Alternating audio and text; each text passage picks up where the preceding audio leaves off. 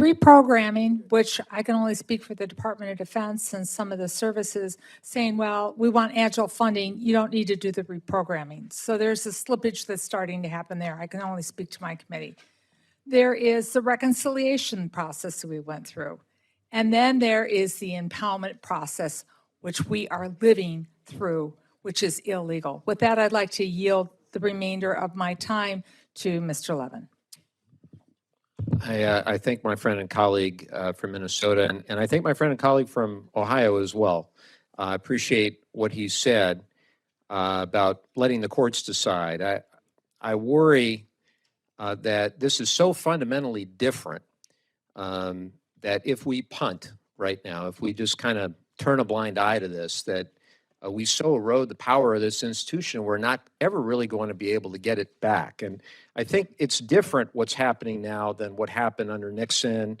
And I just thought I would very briefly touch upon this. So past presidents of both parties have tested the boundaries of executive power.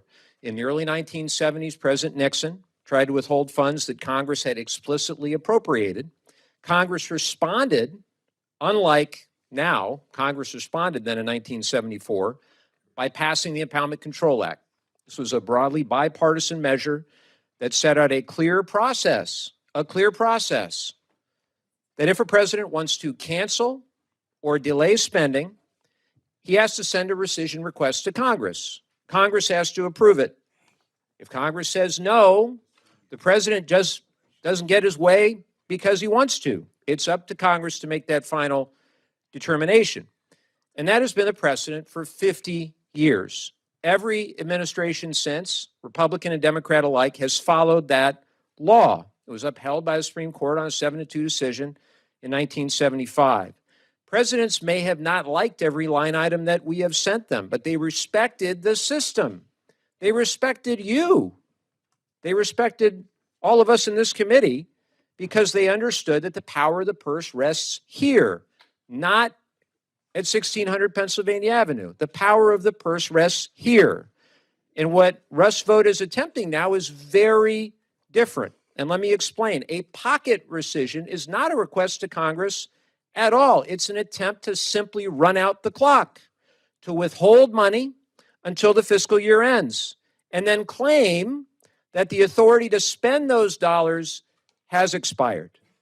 And the GAO has already said clearly that this maneuver is illegal under the Impoundment Control Act. Again, that's not me saying that, that's the GAO saying that. It's not even a gray area.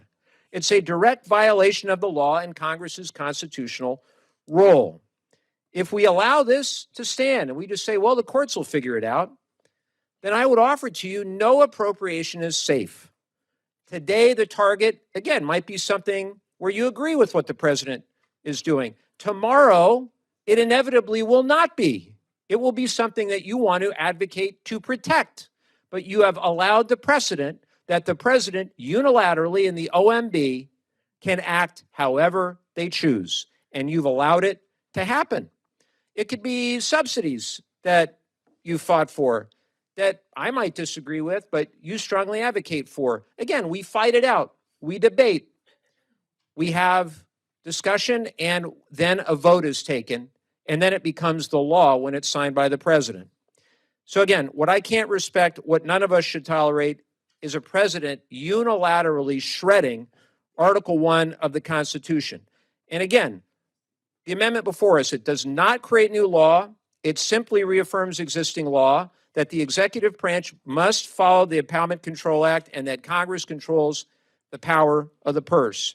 A no on this is saying very plainly that you support the executive branch breaking the law. There's no ifs, ands, or buts about it.